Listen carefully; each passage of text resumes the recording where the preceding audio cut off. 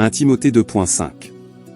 1 Timothée 2.5, car il y a un seul Dieu et un seul médiateur entre Dieu et les hommes, l'homme Jésus-Christ.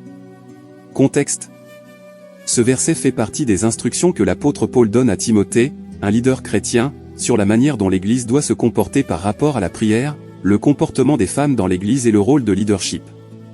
Dans un contexte plus large, Paul enseigne les principes du culte et de la vie chrétienne au sein de l'Église. Commentaire. Ce verset contient des enseignements clés. Un Dieu, Paul commence par souligner qu'il n'y a qu'un seul Dieu. Cela s'inscrit dans le strict monothéisme du judaïsme et du christianisme, qui croit en un Dieu unique, créateur et souverain de l'univers. Un seul médiateur, Paul poursuit en soulignant qu'il n'y a qu'un seul médiateur entre Dieu et les êtres humains, et c'est l'homme Christ Jésus. Cela signifie que Jésus-Christ est le seul à jouer le rôle de médiateur entre Dieu et l'humanité.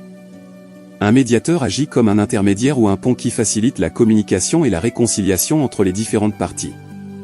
Jésus remplit ce rôle d'une manière unique. Le caractère unique de Jésus, la déclaration selon laquelle Jésus est l'homme Jésus-Christ, met l'accent sur son humanité. Il est à la fois divin, Dieu, et humain. Sa divinité lui permet d'être un médiateur efficace, et son humanité le relie intimement aux êtres humains, lui permettant de comprendre et de représenter notre condition.